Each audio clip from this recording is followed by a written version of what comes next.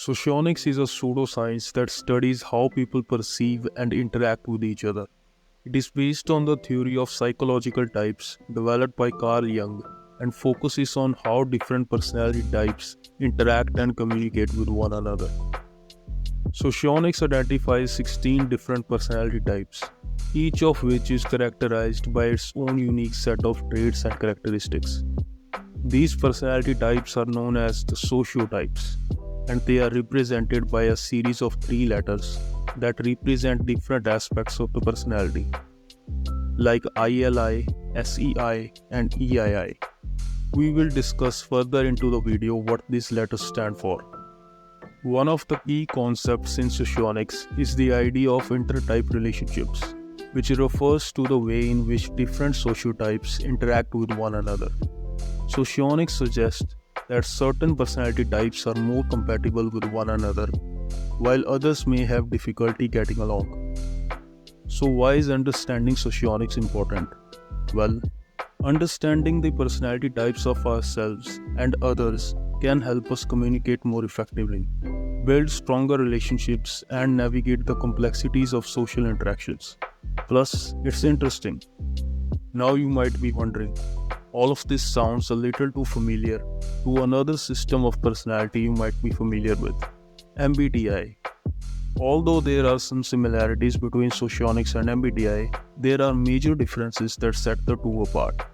I believe that socionics can be best understood as a comparison to MBTI. So let's go over it. Cognitive functions. Just like MBTI, socionics also uses cognitive functions like introverted thinking, extroverted sensing, etc. But in socionics, these cognitive functions are known as information elements, or IEMs for short. According to the theory, that is, because in reality no one really calls them IEMs, people just call them functions. Now, in my own opinion, this is the most absolute, most important thing you have to understand about socionics. Even though MBTI and socionics use the same functions, the definition of these functions are way different from one another. Way different. Take the function SE for instance. In MBTI, SE is about sensation, seeking pleasure through sensation in the present moment, and perceiving the world in its usual form without attaching any abstract meaning to it. SE in socionics, though, is something entirely different. In socionics, SE is associated with ambition, power, dominating one's environment, leadership, success, taking an action, and expanding your territory. I will be covering all of the functions in a different video in the near future. Another similarity between these two is the inclusion of a function stack. In MBTI, there is this thing known as function stack, in which all of the cognitive functions are arranged, and these are arranged according to the individual's ability to use them. Socionics also has its own version of function stack, and is simply known as Model A. Model A also encompasses 8 functions, or IEMs as we call them, but they are arranged differently and they function differently within it. Oh, and one more thing I have to tell you is what the A in Model A stands for. The A stands for Oshra Augustina Visciute, who is the founder of socionics.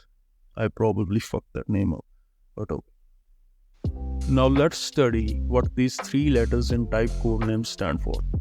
The first 2 letters indicate the first 2 functions of the type, and the last letter indicates whether the first function is introverted or extroverted. For example, in case of LSI, L and S stand for logic and sensing respectively. Logic is just a synonym for thinking, and the I, the last letter, stands for introverted, which means that the first function, which is known as the base function in socionics, of this type is introverted, which means that it is introverted logic or introverted thinking. And since the first function is introverted, the second function, which is known as the creative function in socionics, is always going to be extroverted. Hence, the first 2 functions of LSI are TI, SE. This is where people make mistakes. They replace the I with E and think that the LSC would be SCTI type. That is false. LSC's first two functions are logic and sensing, and since the last letter is E, it means that the first function is extroverted. So the LSC is that EESI type, not SCTI. The SETI type is SLE because S stands for sensing, L stands for logic, aka thinking, and E means that the first function is extroverted. So SLE is equal to SCTI. Out of the three letters, the last letter will obviously either be an E or I, meaning extroverted or introverted. The first two letters can be any two of these four, L, E, S, and I. L means logic or thinking, E means ethics or feeling, S means sensing, I means intuition. The logic and ethics functions are rational functions, and the sensing and intuition functions are irrational functions. Any type can only have one rational and one irrational function denoted by a letter in the first two slots. Let's take a look at a comparison between EIE and IE. EIE stands for E is equal to ethics, feeling. I stands for intuition.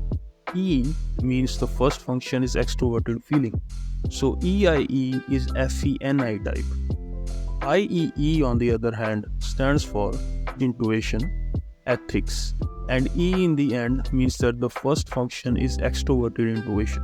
So IEE is NE plus FI type. Here is a complete list of all 16 sociotypes and what their code names stand for. You can either pause and read them, or you can click a screenshot for later.